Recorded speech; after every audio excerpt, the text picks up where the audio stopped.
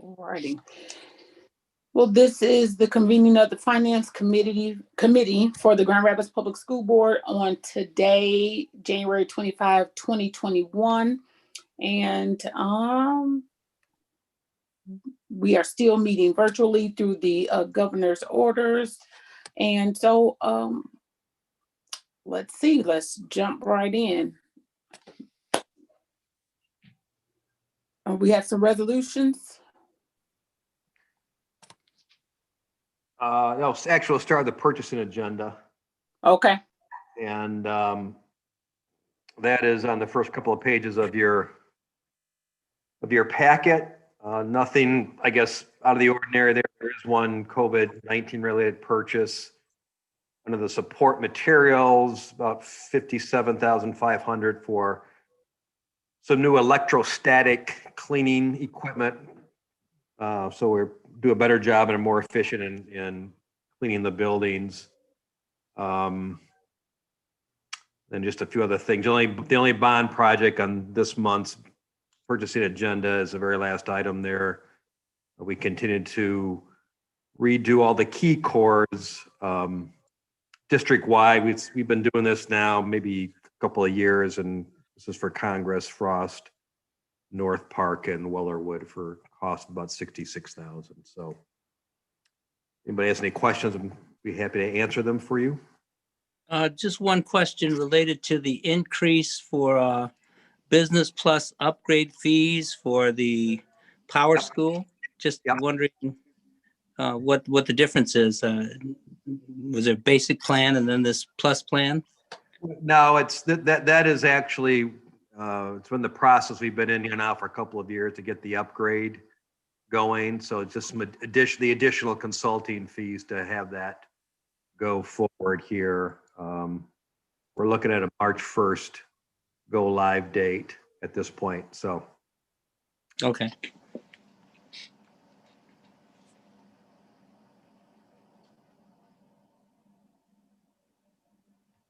Are there any other questions with regard to the purchasing agenda? May I have a motion to move the purchasing agenda to the full board for consideration? So moved. Support. All in favor say aye. Aye. Aye. Any opposed, same sign? All righty, and next we have some donations. Yeah, thank you. First donation there in your packet is from Integrity Business Solutions. They have donated 240 boxes of the kids' masks, and then some additional hand sanitizer, 50 cases, as a value of just over $6,000. So would recommend that this committee move this forward to the board for their full approval. Any questions with regards to this donation from Integrity of Business Solutions? All righty. May I have a motion to move this donation forward to the full board for consideration? I move approval. All in favor say aye. Aye. Any opposed, same sign? All righty. Moving on to 2.3, donation for book vending machine project. Yeah, again, donations. This is through one of the crowdfunding sites called Donors Choose. It's a book vending machine for Buchanan. And you can see the little memo there as how they intend to utilize that. They've raised almost $5,600 for this vending machine. So again, it's certainly caused by Dr. Gunnell. And again, I would recommend this committee move this forward to the board for their approval. Larry, this sounds like a great plan. My question is, and I sometimes contribute to Teachers Donors Choose, despite whatever our policy might be, but do we have a policy on individuals reaching out to those sites? We do. We actually, you adopted a crowdfunding policy. It may be at least a year and a half. Maybe it's been 2 years ago. So, yeah, it seems like we did. Because it was getting out of control, as you can well imagine. And so we have some controls in place now by virtue of the policy that you guys approved. Yes.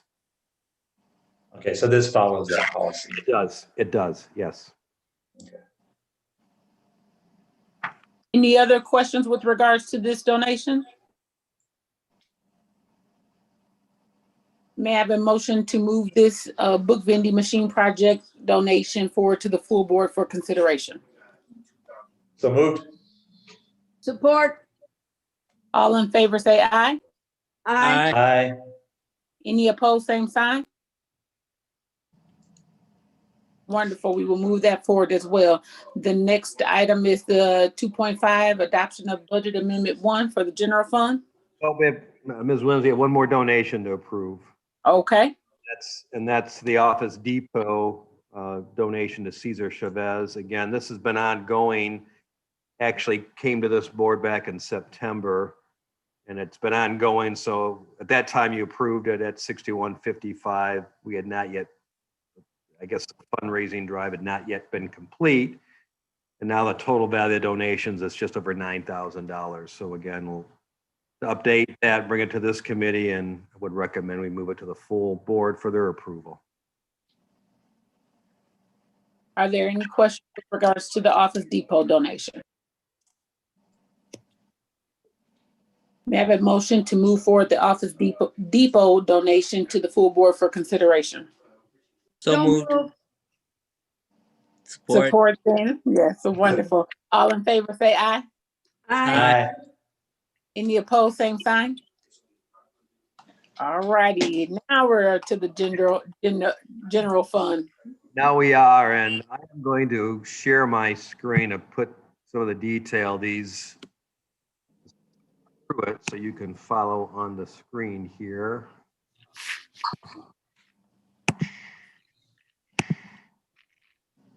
Again, let me remind the committee that there are 3 separate resolutions that correspond to the 3 funds that you are required by law to approve every year. The first being the general operating fund, which is our major day-to-day operating fund of the district.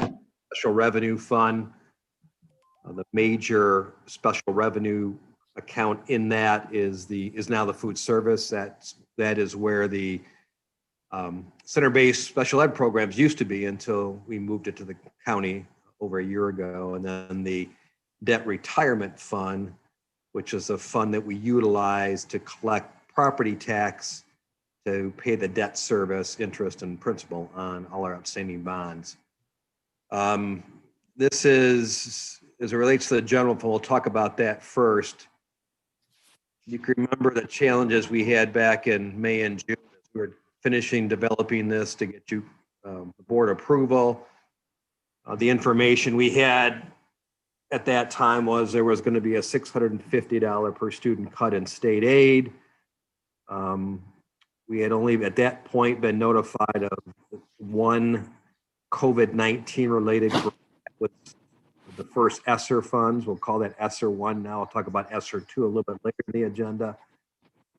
And we proceeded to make a significant number of cuts in the operating costs, including over 100 positions, either eliminated positions or vacancies that we decided not to fill. We've talked before what has transpired since that point in time, and I'll give you an update again later in the agenda about the revenue estimating conference we had 15th of January. But revenue estimating conference in August, as you may recall, we were able to balance the budget. We did not get a cut. In fact, we had a $65 per student increase in our foundation allowance. An additional $350 per student in COVID-19 CRF funds from the feds that came through the state, a couple of other state grants, the Governor's Equity Fund and the GEAR grant, which both came through the state using COVID-19 CRF money, and then Kent County used some of their CRF funds to provide additional funding to all schools in the ISD. And that totaled about $350,000 for us. So The challenge became then is trying to keep track of all this. And each of those buckets of dollars I just talked about had different things we could spend them on, although many of them, as we've talked before at this committee, at the very least, we could spend on technology and PPE and cleaning equipment and solutions and chemicals, which we've done.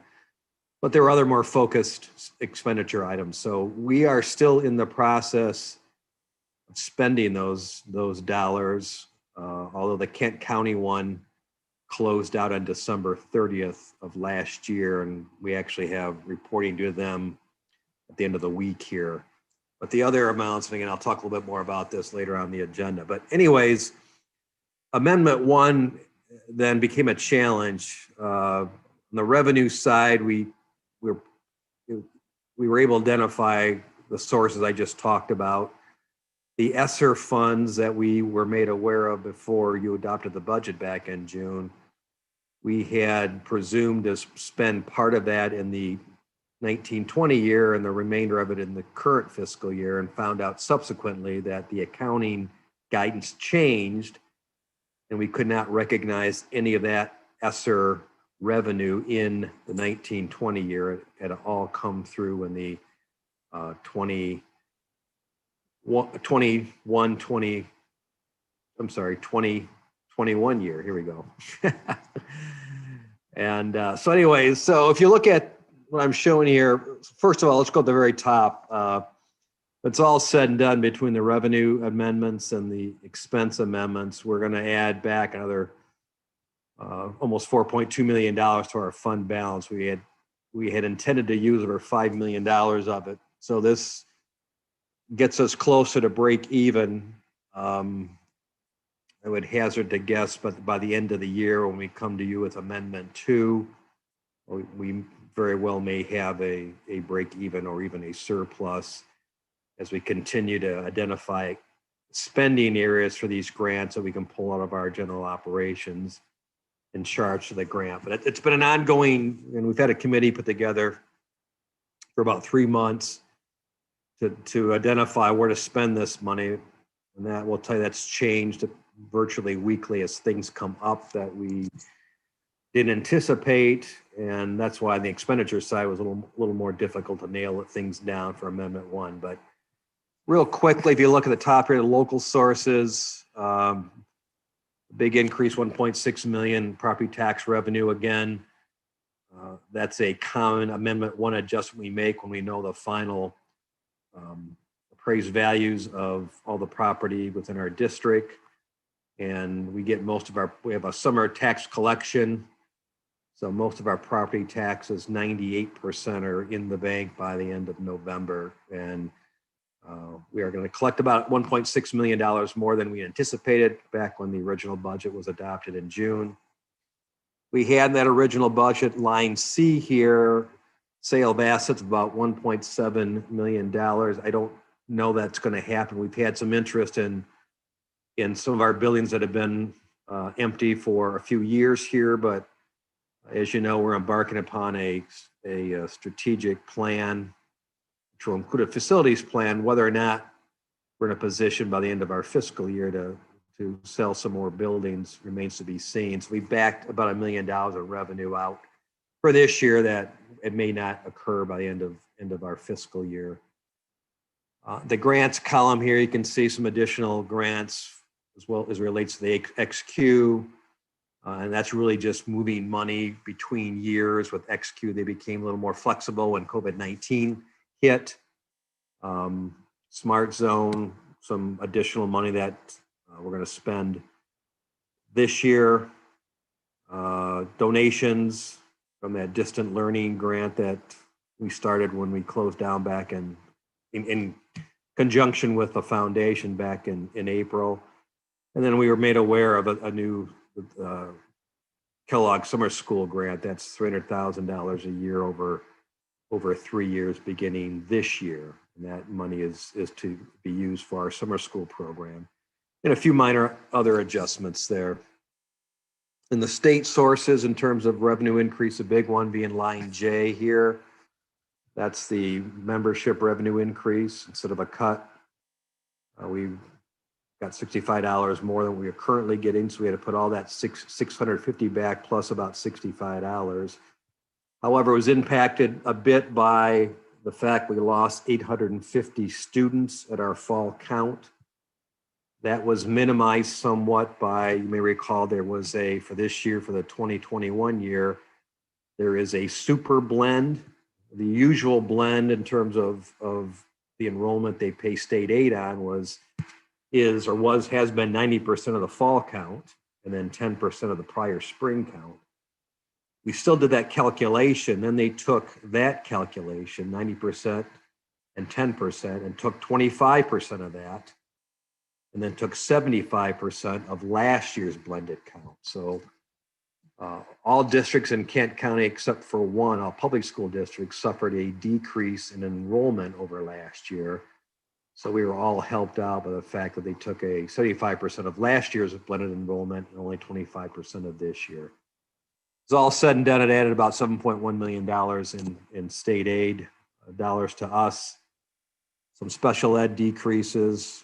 This $1,745,000 section 147 decrease. That's the additional, there are several sources of MIPSERS funding that occur. The 147A and 147C are the dollars that the state sends to us, and we turn back around and send it to them.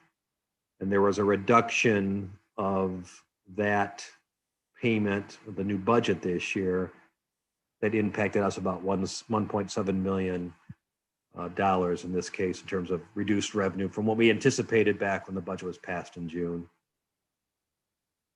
The middle column, in terms of the grants, additional Great Start Readiness, that's our preschool program of $1.2 million. Again, we thought there would be cuts in that program back in June.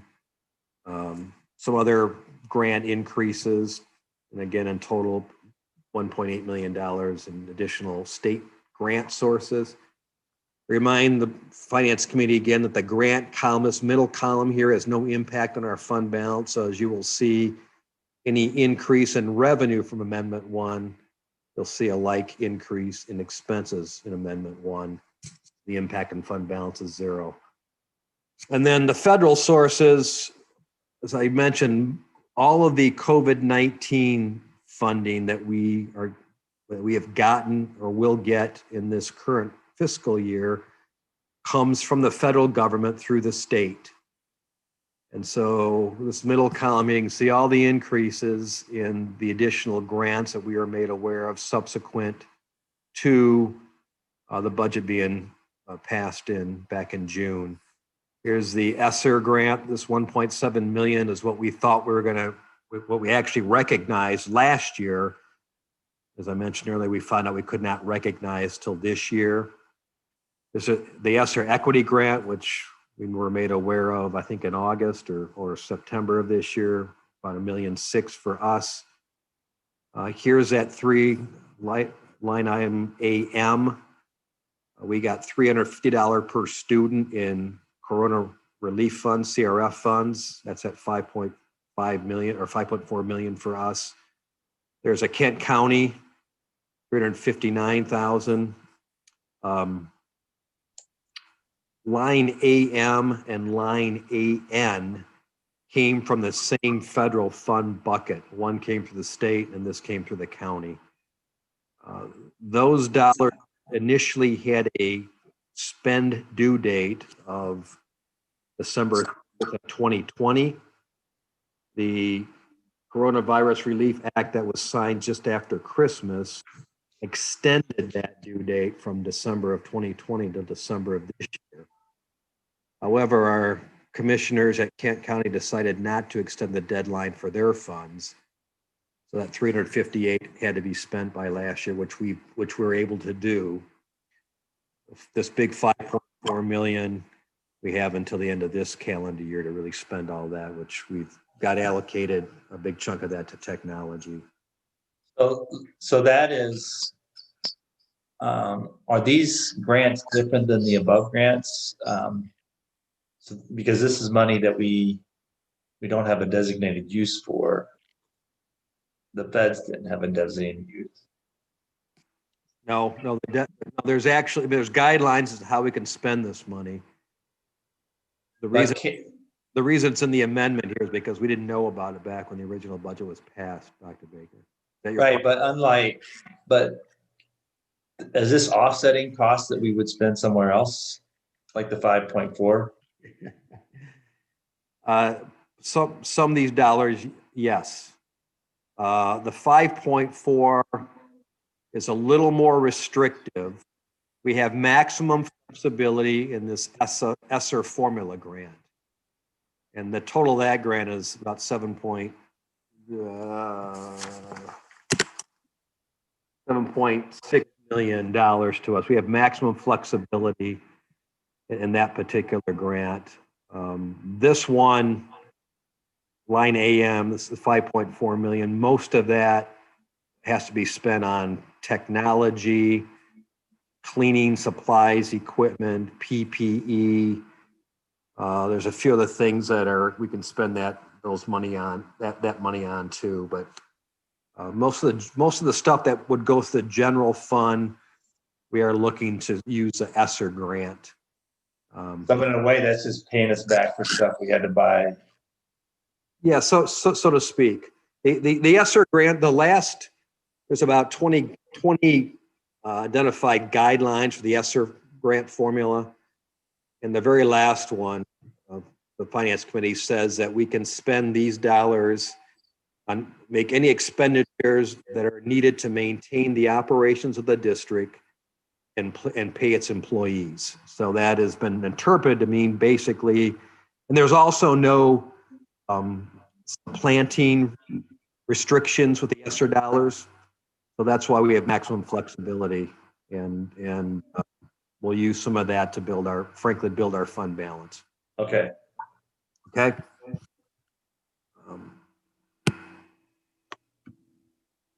And then, so all total here, I'll skip you can see we had about $17.7 million in additional revenue. And it's coming through an Amendment 1 over what was the budget that was adopted back in June. On the expenditure side, just some first column general operations, we generally make some adjustments as it relates to salary and benefits. One of the big benefit adjustment here is, as you may recall, back when the budget was adopted in June, at that point we had determined not to raise the hard cap for health insurance, which took effect January 1st. Subsequently, we made a decision that now with more money coming into the coffers, that we in fact could raise that hard cap, which we've done. So a big chunk of the salary and benefits is related to the hard cap increase, which I estimated at the time about $300,000 or so. And then just some other expenses that have come up. On the grant side, line AW here, you can see a big $8.9 million of expenditures related to all those grants we just talked about in terms of additional revenue we're going to get. And that's identified in a bunch of different sources. As I said, a lot of it is technology and PPE and clean equipment, but there's also mental health services, there's curriculum development, other health services, connectivity issues or connectivity devices. A lot of things you have been approving on purchasing agendas for the last 6 or 8 months, if you will. Support services, same thing. A big chunk of that support services for almost $4.5 million related to the grants. And in the end, the total grant expenditures, Amendment 1, $12.2 million, which is exactly equal to the additional revenue we're recognizing. The impact on fund balance is 0. $13 million in additional, 13.5 additional expenses in total for Amendment 1. $17 million in additional revenue. Amendment 1, $17.7 million. And that's why we saw that fund balance increase at the top here of $4.2 million.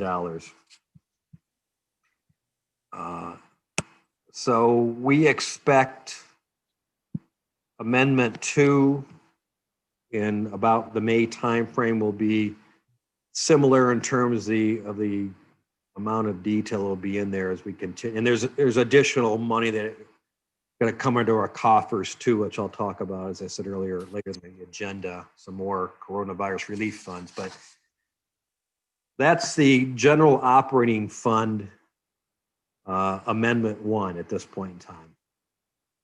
Additional questions that I can answer for the committee. I also remind you that each of these amendments need to be adopted separately by this committee and move to the full board.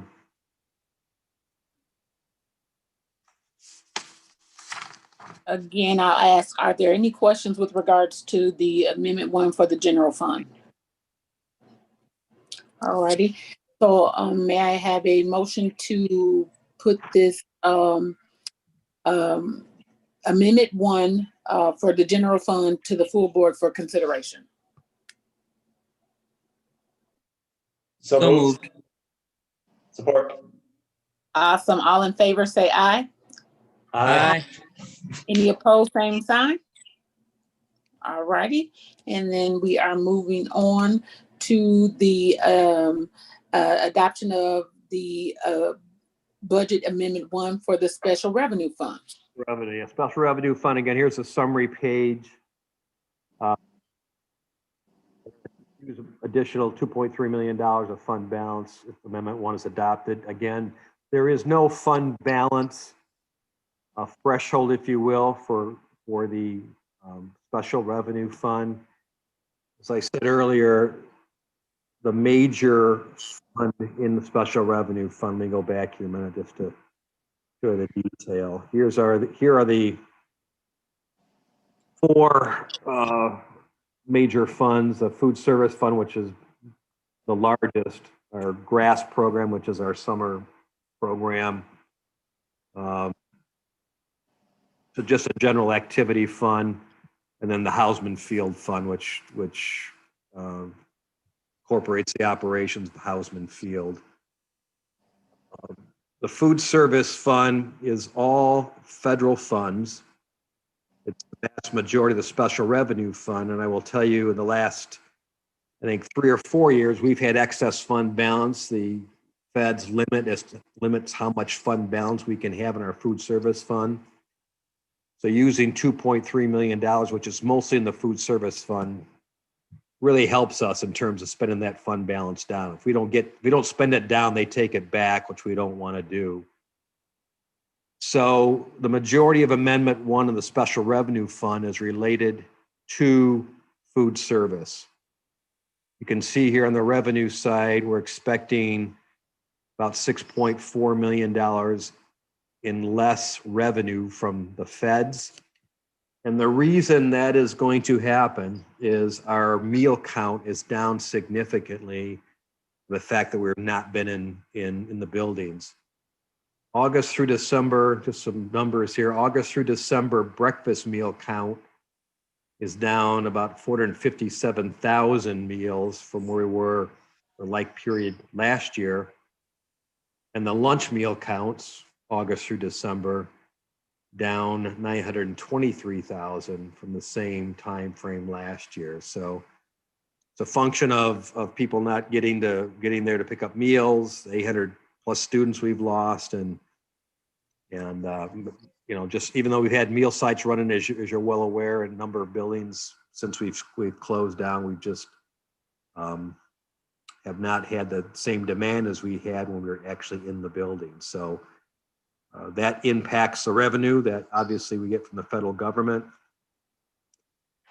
And then on the opposite side, the expense side, we also see some reductions in expense, primarily related to, as you can see here, the purchase services, which is help. Larry? Things. I'm sorry. Is there a question? Yeah, I do have a question. Sure. You said that if we don't spend all that money up for our food and the lunch program, where does that money go then? I mean, you said you didn't want to give it back, so what do we do with it?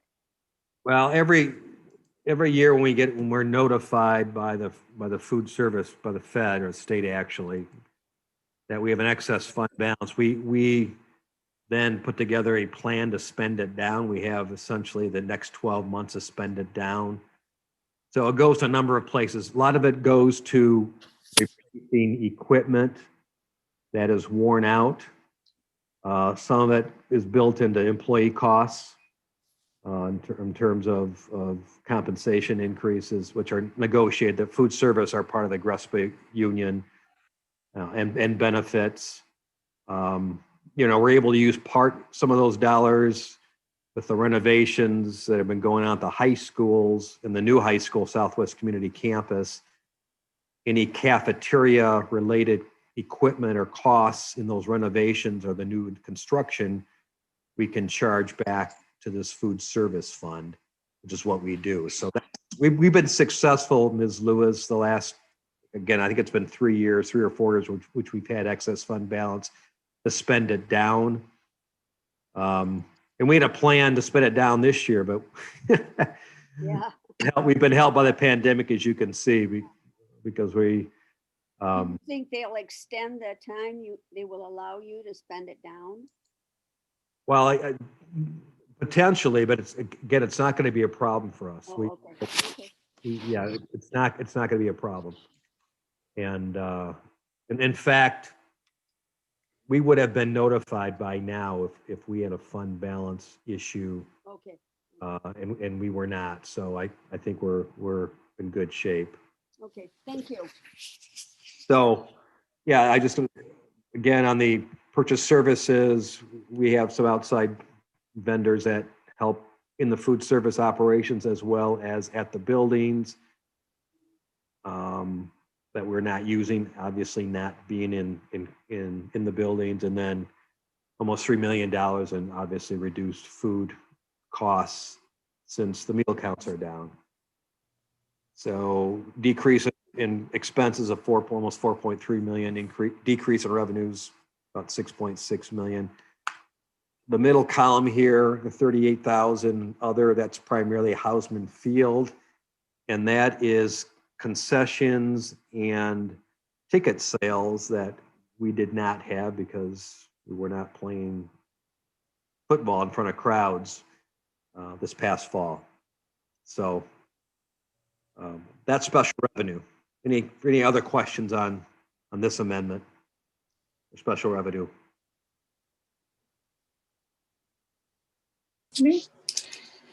And if there are no questions, I would ask if I can have a motion to take the Budget Amendment 1 for Special Revenue Fund to the full board for consideration.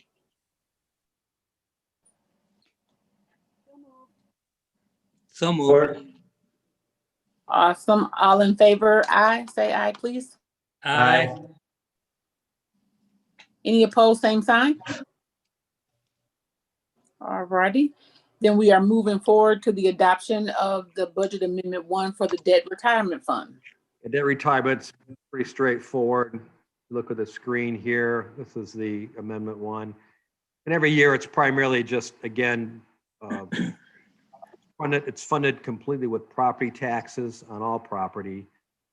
And Amendment 1 just reconciles expected revenue based on having the most updated appraisal information from the county. So we've increased tax revenue by $1.2 million, reduced investment income a bit as interest rates continue to stay at historical lows, and no change in the expenditure side. We know every year what our principal and interest payments are going to be. That's set when the bonds are issued. So that's the Amendment 1 for Debt Retirement Fund. Any questions? Hearing no questions, may I have a motion to move the Budget Amendment 1 Debt Retirement Fund forward to the full board for consideration? So moved. Support. All in favor, say aye. Aye. Any opposed, same sign? All righty, that would conclude our action items, and then we're moving on to reports, updates. Thank you, everybody, for approving that.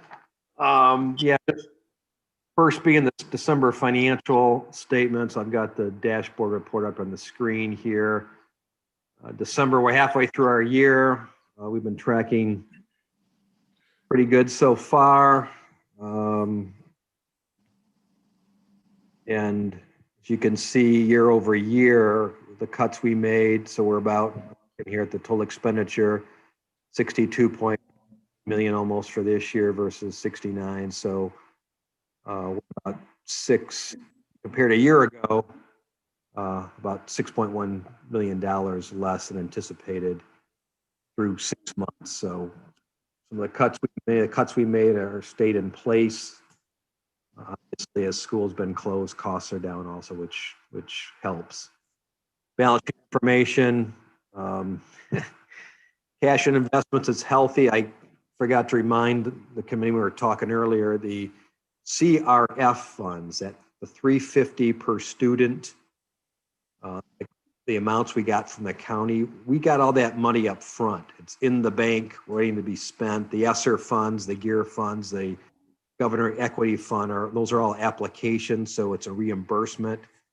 So our cash and investment number is high for a couple of reasons. One, as I mentioned earlier, property taxes all come in 30 here, the very top here, $3.2 million of property taxes are in the bank as of December. And then the additional revenue from the CRF funds that we haven't spent is in the bank already. So liquidity is very good. So you can well imagine that consequently jumps our general fund balance percentage up to 23.3%. 6 months into the year, as you know, that'll go down as expenditures catch up with revenue during the remainder of the year. The capital expenditure side, year to date for this year, we spent $8.6 million bond related, and all bond dollars of $175 million. We spent $120 million of it have been recorded at this point in time, and I still have the projected fund balance based on the approved budget from June. If the amendments are approved by the full board on Monday, then next month we will adjust that projected fund balance to the new projection and show what that percentage will be at that point. So behind this is all the detail for those that are so inclined to look at the detail. But any questions on at this point?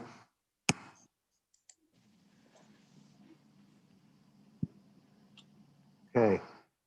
Long is here to give us a brief bond construction update. Long. Good evening, everyone. At Ottawa Hills, construction is pretty much complete. Contractors still coming occasionally to take care and fix minor items. Some hold opens for the doors into the north and south house were recently installed and will be in operation once we get inspected by the fire marshal. We're still working on lead submittals and finishing up the closeout documents. Southwest, the exterior building sign was installed and operational. And we just passed the final water test on the glazing systems. There's a few items that were recently added after just going around there, with the snow. We're gonna add some snow guards in the front canopy, and waterproofing is gonna be added to the west foundation on the west side, or west foundation wall. We're just waiting schedule for that. Project closeout's ongoing, and then on Friday we discovered that we did achieve LEED Silver on this project. We targeted certified, so we got a step higher than what we targeted for. Union project's roughly 62% complete, 18 out of the 29 months that was scheduled, and it's complete with a current completion date of December 2021. Construction is active right now in the science wing, which should be finished in the spring. And they're working in the media center as well, which should be done when the project's done. We just finished up the classrooms above the science wing, the classrooms near the auditorium, and the gym was turned over. And they're just still working on some punch list items as well. Secured entry, we have started design for the next set of secured entries with the firm Pure Architects. Schools that were included are Congress, Mulek Park, Shawmut Hills, Kenosha, and North Park. Anticipate wrapping up design and getting out to bid and sometime in March. And hopefully the construction will be completed before the start of school. Any questions?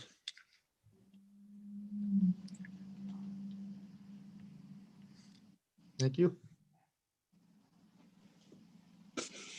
Thank you. Lon. All right, next on the agenda is a COVID-19 funds update. There is no document. Let me just talk through where we stand on things. And I'll provide a document next month, which will include hopefully the new money. We get additional guidance. But as I alluded to earlier in our meeting here, and as you're well aware, we had all these buckets of dollars that have come through COVID-19 funding from the federal government through the state of Michigan. The ESSER funds we talked about in terms of, that was $7.6 million as the most flexibility. That initially had a deadline to spend the money of September 30th of this year of 2021. The new Relief Act that was signed into law on December 27th extended the deadline for the ESSER funds to September 30th of 2022. There's also an ESSER Education Equity Fund. The governor, the ESSER Equity Fund and the ESSER One funds are application programs. Both of those buckets of dollars have to be shared with the non-public schools. The ESSER Equity Fund was about $1.5 million. We have the applications for both those ESSER funds already filed, and actually have filed amendments too, have been approved. The GEAR funding, which again is the governor's emergency relief, about $1.5 million. We filed that application, was due on December 30th. We got it back with some questions. We got to refile it. That also has a September 30th of 2022 spending deadline. And then the buckets of the CRF funds, the Kent County of $359,000, which we spent. That, and we are due, our report is due to Kent County at the end of the week, which we will do. And then the state of Michigan passed through $350 per student, about $5.4 million. And we are in the process of spending that money, and that has until December 30th of this year to spend that $5.4 million. Chunk of that is going to technology and connectivity, and then a few other areas along the way.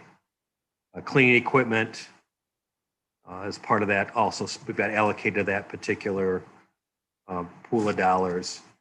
The GEAR funding is where some of our social, emotional, and mental health services are being spent.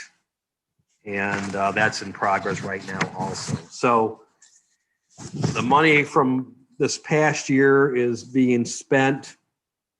And then before I jump into the new buckets of money, any particular questions on those buckets of dollars we've talked about before, this committee?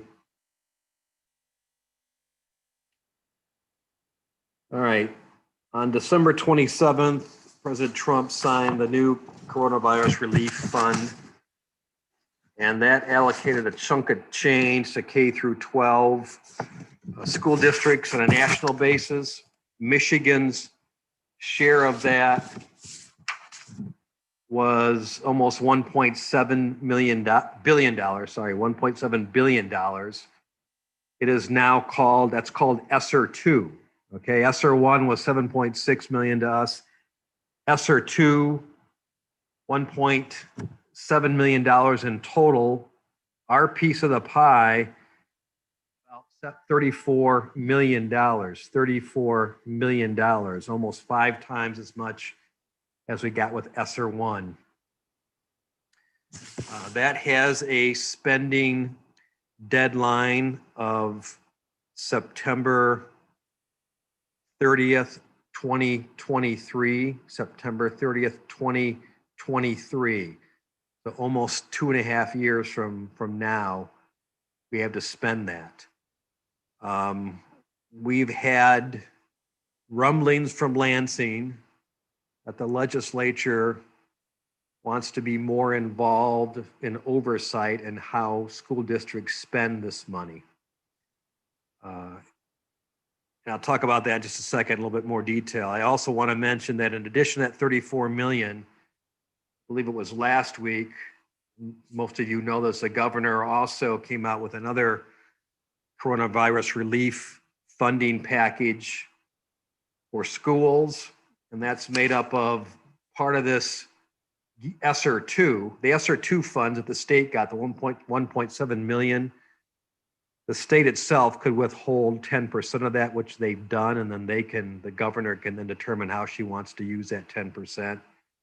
So last week, she took 157 million of that 10% they held back, and then added another $290 million, so a total of $447 million that she's proposing go to school K through 12 school districts for, again, coronavirus relief funding. This has to be approved by the legislature, is my understanding. And the focus on these dollars very, very similar to the ESSER one funding. A lot of flexibility. There's that same guideline where we can use it to maintain the operations of the school district and pay our employees. But there is a particular focus coming down from Lansing on socio-emotional mental health services, assessing learning loss and remediating that learning loss, especially, well, in our case, our whole district, but it's focusing on especially the at-risk population, which a vast majority of our students fall into that: high poverty, ESL learners, special education. So between those two buckets of money, the governor's relief fund, the 447 million I mentioned, our piece of that is 5.1 million. So we have $39.1 million in additional funding from this last round that we have until September of 2023 to spend. Let me also mention that there is a $1.9 trillion President Biden plan that's, I think, will be debated over the next couple of weeks here, that may provide additional funding to schools. So anyways, with this new money in place and the pressure appears to be pressure from Lansing on particular spending on at-risk and learning loss, and we don't yet have specific guidance from the state. It'll be administered by the state through the Michigan Department of Education. We have general guidelines, but internally, we've had a subcommittee put in place for the last about three to 4 months to dialogue and determine how to spend all those buckets of the dollars we currently have. We've taken that subcommittee, added a few other members, and we are in the process now of determining how to spend that 39.1 million. We have an internal deadline to report back to the superintendent by end of next week. And I've got that, we've got 1, 2, 3, 4, 5, 6, 7 buckets that we're focusing on. They're small subcommittees of this subcommittee that'll determine how to spend this money. Let me just go over this with you. On the first being the academic bucket, that's led by Ron Gorman. Some of the areas need to address are learning loss, assessment and remediation, a curriculum, ESL, after school program, summer school program. Take a look at arts and phys ed. We can beef those programs up. Other ways for learning loss like tutor programs, and also look at additional programs for the pre-K programs and supports there. Of that 39.1 million, the initial allocation I've given them, again, this is probably going to change as we get into it. $7 million to start with. The other second bucket is the special ed specific, the more specific needs of that special ed population that Laura Moore is heading up that. And she has an additional $700,000 for those particular needs. Laura still has about that amount of money from the current buckets of dollars for special ed that she is currently spending through. A third bucket, again, is technology. We will continue to have technology needs going forward. Again, we have 2.5 years to spend this. Craig is going to head that up. And that includes, as you can well imagine, additional hardware needs, connectivity. Take a look at the in-classroom technology. Now that we're in the classroom, we do know that there is a wide variance, if you will, in classroom technology, the whiteboard, electronic whiteboards, and all the other cool stuff that they have that I don't even know all about, but Craig does. Devices, additional software needs, and look at, again, the hardware and software needs for all groups of employees. We found out there are some groups of employees. Craig, is it parapros? Jump in here. I know there's some support staff that really have been bypassed so far in terms of devices. Paraprofessionals and childcare workers are among those that are top on the list. Yeah, that have not got new devices and all we've spent the last few months. So Craig's initial budget for that is $2 million. He's still spending some of the current money too. The fourth is facilities operations. One of the new specific areas of spending for ESSER 2 is for ventilation, repairs, improvements, additions. And so we're allocating $15 million to facilities and operations.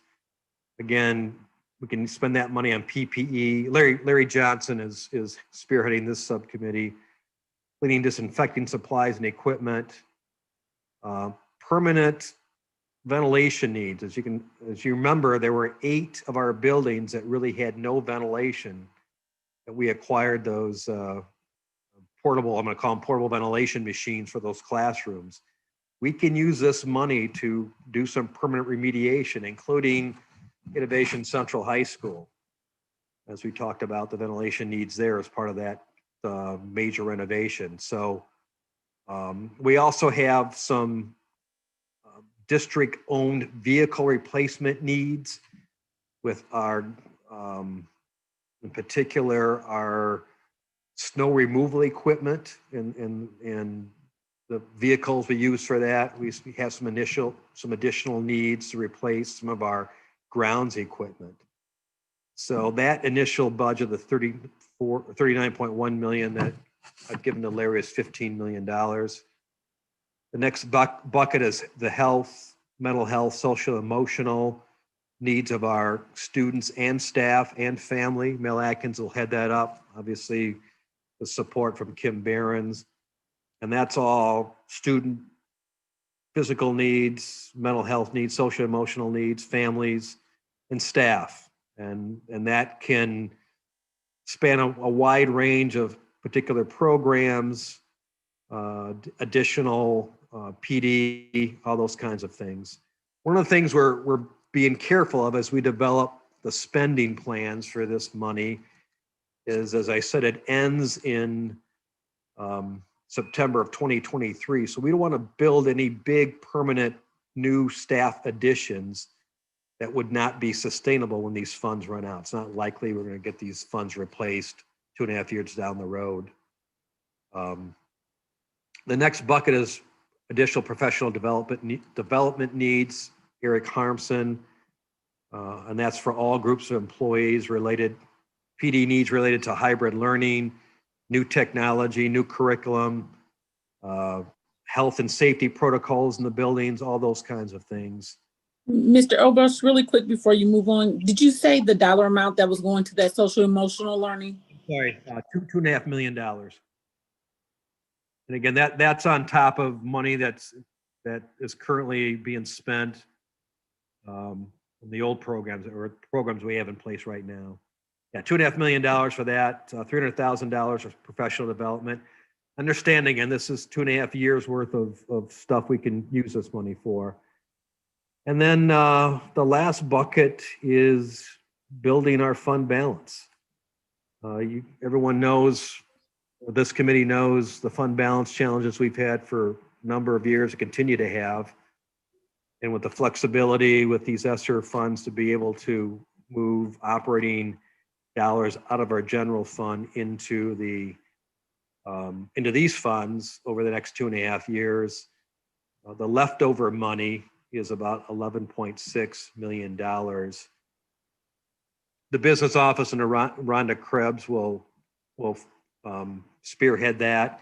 And that's to identify expenditures we're currently making on a regular basis out of the general fund that we can move into these ESSER funds over the next 2.5 years to build a fund balance. So a major economic downturn hits us again, we have a much higher fund balance and hopefully won't have to go through the pain of cutting almost $11 million out of our operating budget, and which is very painful, as you are all aware. So that is our plan now. As I mentioned, by the end of next week, we'll have a plan to communicate to the superintendent, and presumably the executive cabinet will look at it also. And we hope we'll have some more guidelines from the state forthcoming over the next couple of weeks also into the specifics of that, as to whether or not this ESSER 2 we have to apply for, like the ESSER 1s or not. So some of those details we still don't know, but it's all good news. It's all good news. In a minute, we'll talk about the revenue estimating conference, which also has some good news in terms of the funding. So a lot of information there. Is there other questions I can answer for you? Question on your plans. We lost, what was it, 800 plus students. Is there any planning taking place to perhaps invest money in an effort to recruit our students that we lost? Larry, do you mind if I take that one? Why don't you handle that? So yes, there are efforts that we have in place. We're doing a virtual tour as an example, and some things on social media that you'll see in the next coming weeks to do some recruiting of students. I call it the We Want You Back campaign. And then also we're trying to be a little bit more intentional about how we market to our families and our students. The report that was sent last week to board members, it kind of unpacks who left and why they left and if they're planning on coming back. And for some of our students, it was outside of their control. So if parents lost jobs and things of that nature, obviously that has impact as to their ability to stay in the area. But those who are staying in the area, we're recruiting them back. We're also reaching out to others to take a look at Grand Rapids. There are a lot of good things that are taking place in our district, and we just have to be really, really intentional about making sure that families know that this really is a viable option for their children and what programs and services that we offer. Did that answer your question, Dr. Flores? Yes, it does. But I still think that there's some students out there that are unaffected. That perhaps maybe not attending school. We kind of lost them in the system, so to speak. So, yep, we did. There's quite a few. So, statewide, 53,000 students. In our county, it was significant. I want to say about maybe 8,000 or 6,000. I don't remember the exact number. And then for our particular district, 850. A lot of families have decided to homeschool this year, and we have reached out to families. Our principals and their teams have really tried to connect with families. We're still keeping in contact. We're still reaching out to them to encourage them to come back. But to your point, there are some people who have said, for whatever reason, either because we were virtual, because of the fact that we're in a pandemic, because of whatever reason that fits their family. have decided that it's not working for them. In addition, connecting with some of those agencies like Boys and Girls Club and some of our local churches and things, as they have outreach to families as well to find out which kids they may be in contact with to encourage them to come back. And again, we're continuing to rebuild a relationship, or in some places just have outreach for the first time to families. Yeah, I guess that's what I would like to suggest, that we put some boots on the ground, do some door to door, do some community networking to make sure that we are reaching the kids that may be not going to school, not have not selected an alternative charter school or not being homeschooled, but are just at home. Yep, to your point. And this is not an excuse, but what we're trying to figure out and navigate through, specifically around the door-to-door piece, that would be at present the only area or avenue that we have not been able to do. And I know that there's been outreach efforts in the past, but because of kind of where we are with pandemic and safety, we're trying to do everything except that, because we want to certainly make sure that our staff and the families that we're reaching out to feel safe and feel comfortable. But it doesn't mean that, as we move further into the spring, that we won't consider some of those more personal efforts. Thank you.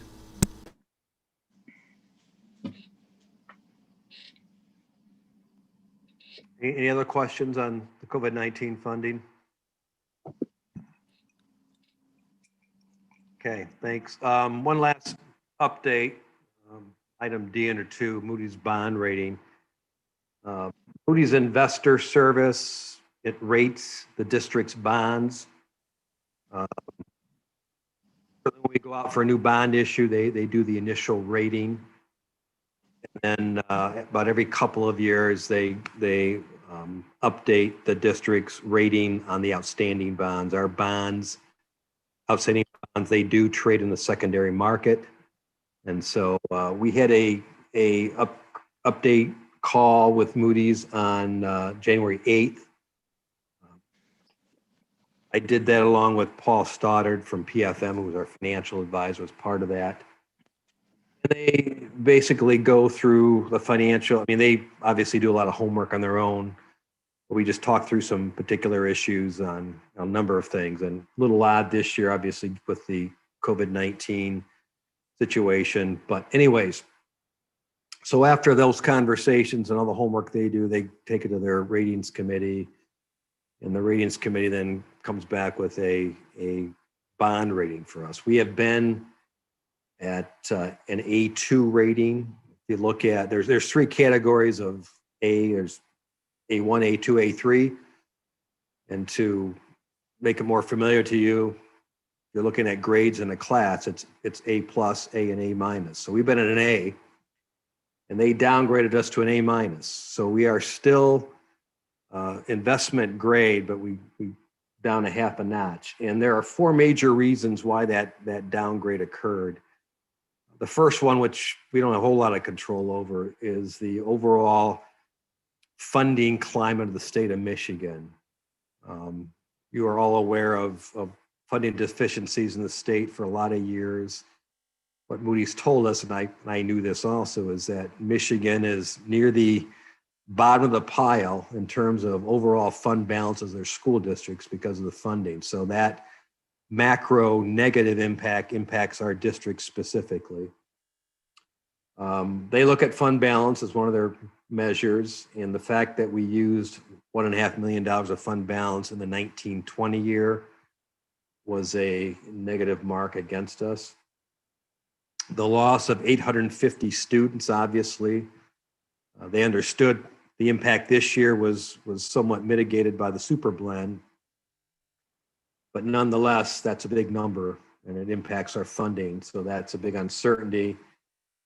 And then the other thing they mentioned is based on our student enrollment numbers, they know we have too many buildings, and the cost of excess capacity weighs down the financial operations. So that was a negative. So those are the 4 major negative aspects of things, and the reason they downgraded us from an A2 to an A3. Now, immediately doesn't have a direct impact on the district per se, other than the liquidity of the secondary market may be impacted a little bit, but certainly if we decide to go out for additional bond in the future, it's going to cost us more if we cannot make some improvements in our financial situations, which we hope to do over the next certainly 12 to 18 months.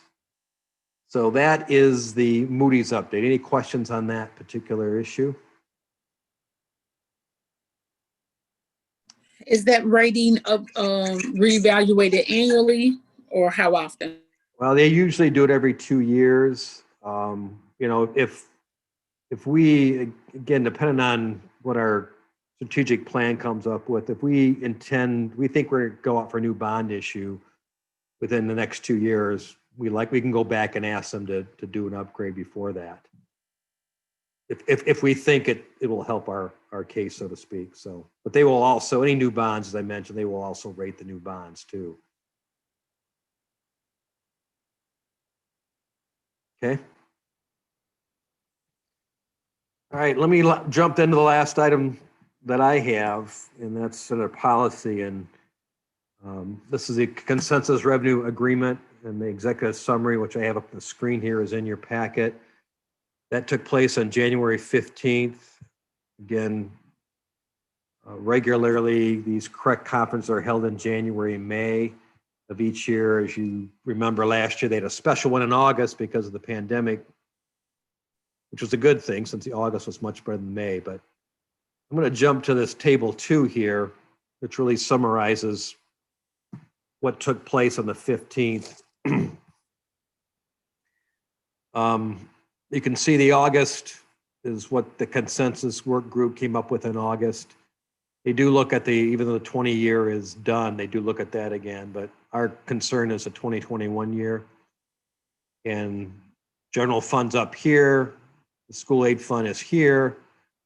Back in August, they were projecting 13.5 million in SAF revenue.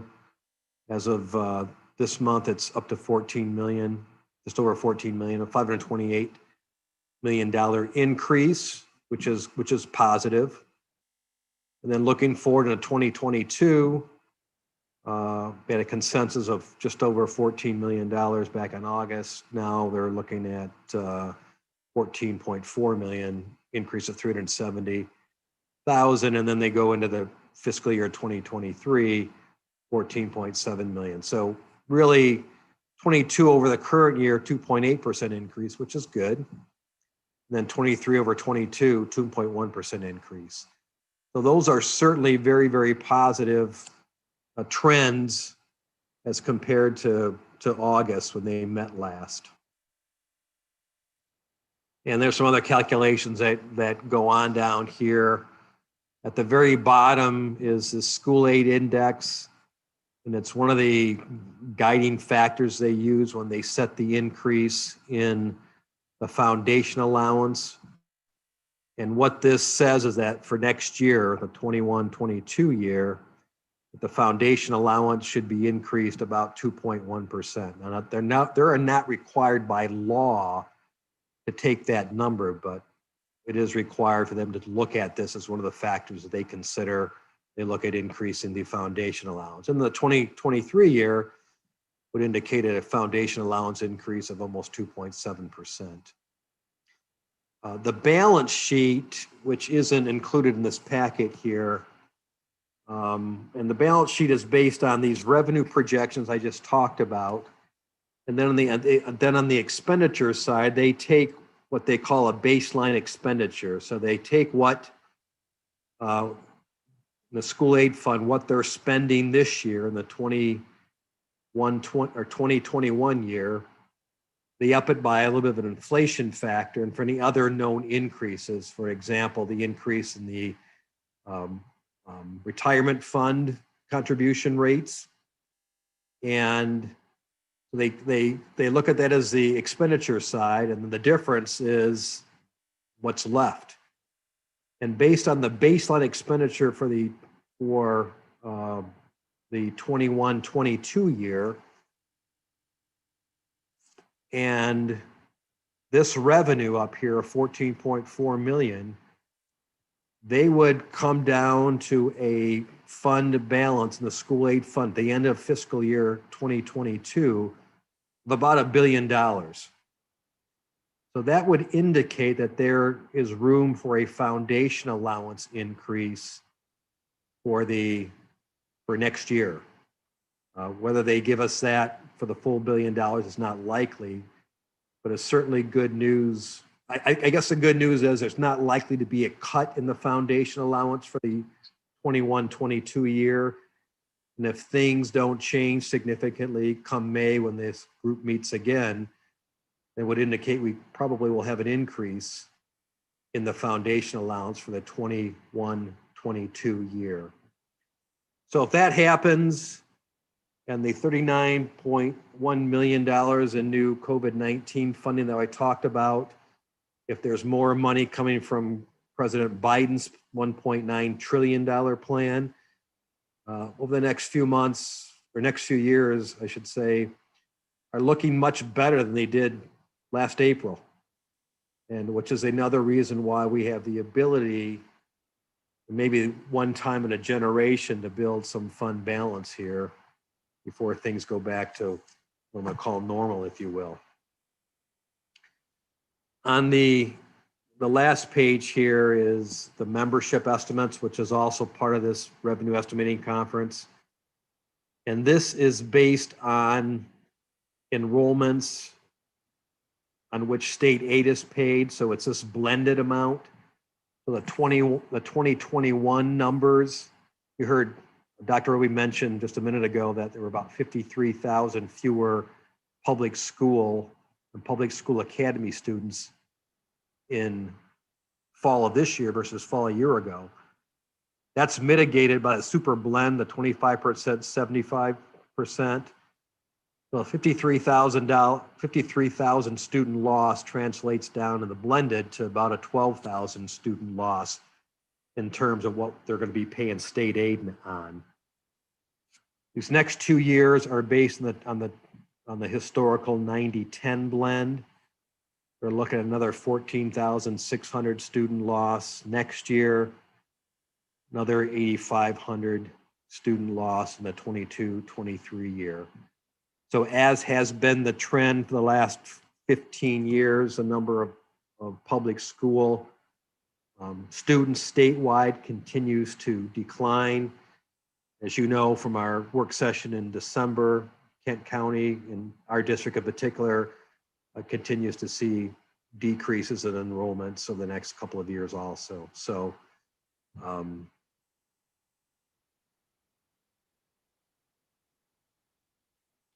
that's really what the revenue consensus, really quite positive from that perspective. So questions on the revenue consensus information I just talked about, anybody has?